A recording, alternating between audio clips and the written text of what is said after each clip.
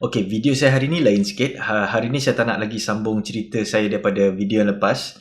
Tapi cerita tu saya akan sambung dalam video saya yang seterusnya nanti. Tapi hari ni saya akan kongsikan satu tips mengembara. Bagi saya dalam banyak-banyak tips mengembara, ini adalah something yang paling important bagi saya. Tips ni mungkin tak important sangat kalau kita cuma nak pergi holiday kejap-kejap. Tapi tips ni saya rasa betul-betul berguna bagi sesiapa yang nak pergi mengembara ke satu-satu tempat tu dalam jangka masa yang lama. Okey, bagi saya benda yang paling penting sekali kita patut buat sebelum kita pergi mengembara ke satu-satu negara tu ialah kita cuba untuk belajar bahasa lokal tempat tu.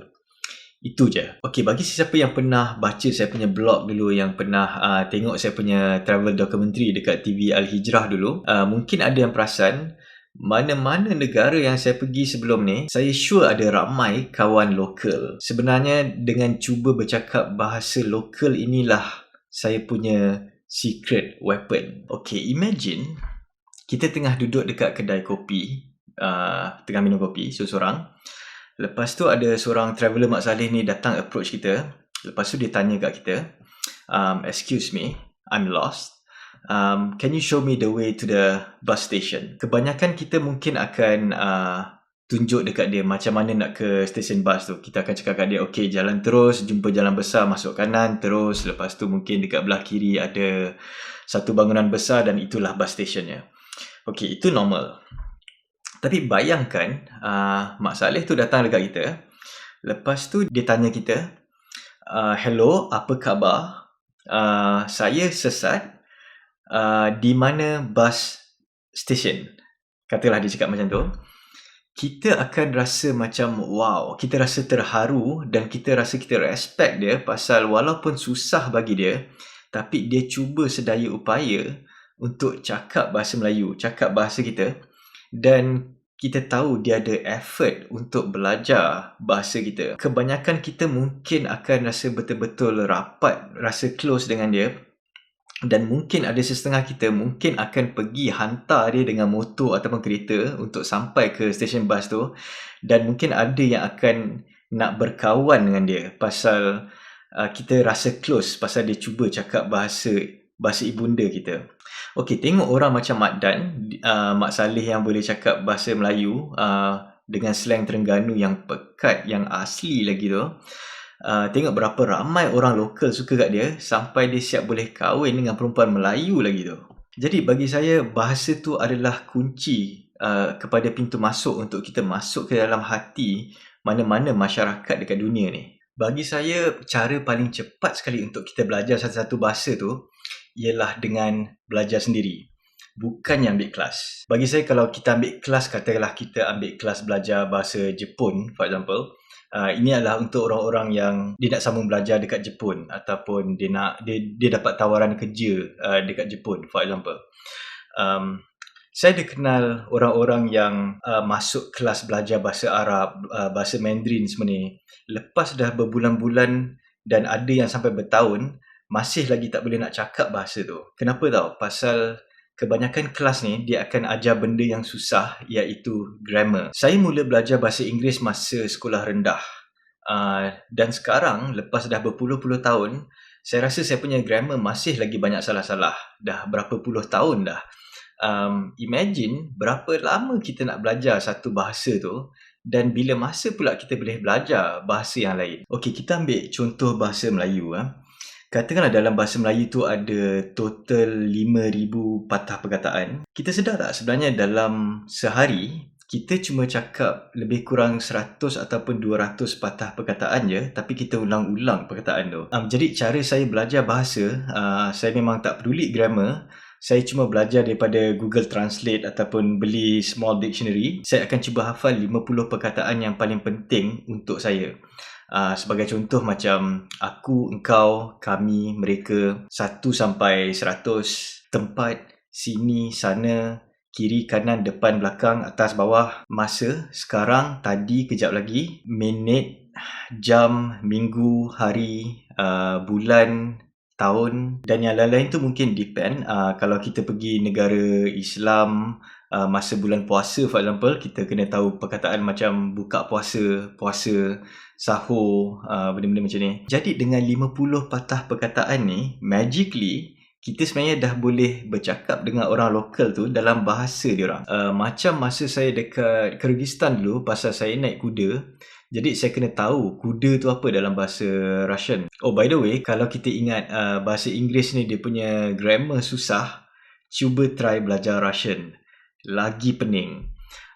Tapi saya tak peduli semua tu, saya tak peduli grammar ni semua. Bila saya belajar bahasa Russian dulu, saya cuma belajar dia punya vocab je. Saya kena tahu perkataan-perkataan dia je. Okay, katakan saya nak cakap esok saya nak beli 4 ekor kuda. Saya akan cakap sepatah-sepatah. Saya akan cakap Завтра я хочу купил 4 лошадь. Apa yang saya cakap tu memang grammar dia memang betul salah. Tapi bila saya cakap macam tu, orang lokal, orang Kyrgyz ke orang Russian ke, bila dia tengok saya, dia macam pelik. Kenapa dia ni cakap macam ni? Tapi bila dia tenung saya lama-lama, dah berapa saat tu baru dia perasan, oh, dia ni bukan orang Kyrgyz. Dia ni bukan orang lokal, ni foreigner. Patutlah dia cakap macam tu. Tapi walaupun saya cakap tu salah, tapi dia memang faham, 100% dia faham apa yang saya cakap tu. Dia tahu esok saya nak beli 4 ekor kuda. Masa saya mengayuh ke arah Tibet, daripada Chengdu ke Tibet, saya lalu satu jalan ni. Saya tengok dekat map, nama jalan tu G318. Jadi saya akan belajar macam mana nak cakap G318 dalam bahasa Cina, so that bila saya kayuh, kalau saya jumpa orang lokal, saya nak make sure yang saya dekat jalan yang betul, yang nama dia G318. Saya akan cakap Ni hao, Tui Buci, Jeka Ji Sanji Bama. Apa yang saya cakap tu maknanya saya cakap hello, maaf, ini G318 ke? Okay, itu tips macam mana nak kasih orang tu faham apa kita cakap. Sekarang ni saya nak cakap macam mana kita nak faham apa orang tu cakap. Bagi saya ada 3 benda. Satu adalah pendengaran, bahasa tu sendiri. Dan lagi 2 sebenarnya visual. Satu adalah dia punya pergerakan tangan, body language. Daripada situ kita dah boleh agak sebenarnya, walaupun kita tak faham apa-apa, kita dah boleh agak apa dia cuba cakap. Dan second, air muka dia. Dan daripada situ kita boleh tahu emotion dia. Bila kita belajar 50 patah perkataan ni, kalau dia cakap satu ayat tu ada mungkin 10 patah perkataan, mungkin 1 atau 2 daripada 10 patah perkataan tu kita sebenarnya dah tahu.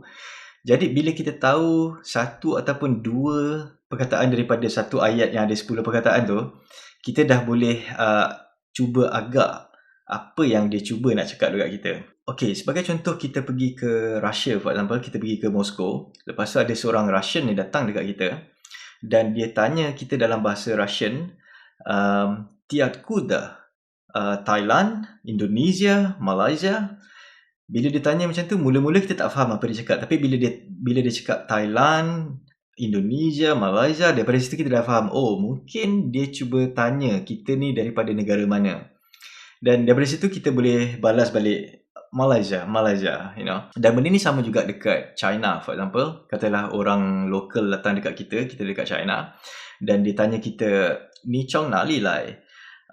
Zhongguoren ma. Mungkin saya tak faham apa yang dia cakap tu, tapi bila saya dengar dia cakap Zhongguo, saya dah dapat tangkap, because saya tahu Zhongguo tu is China. Orang Cina dia orang panggil China as Zhongguo, dan Zhongguoren tu adalah orang Cina. Daripada situ saya dah faham, mungkin dia tanya saya ni daripada mana, saya ni orang daripada China ke. Daripada situ saya dah boleh try reply balik. Saya boleh cakap 不是我是马来西亚人. So daripada situ saya dah boleh cakap yang saya ni sebenarnya orang Malaysia. Okay, so kalau kita nak belajar sesuatu bahasa tu untuk basic punya communication, benda tu taklah susah mana. Kalau kita boleh hafal 20 perkataan dalam sehari, tak sampai 3 hari kita dah boleh hafal semua 50. Dan dengan 50 patah perkataan ni, kita dah boleh survive dekat mana-mana negara yang kita pergi, kerana kita dah boleh communicate dengan orang-orang lokal. Okey, itu sajalah saya punya tips dalam video saya untuk kali ini. Video saya yang seterusnya saya akan sambung cerita saya daripada video saya yang lepas. So, terima kasih. Kita jumpa lagi.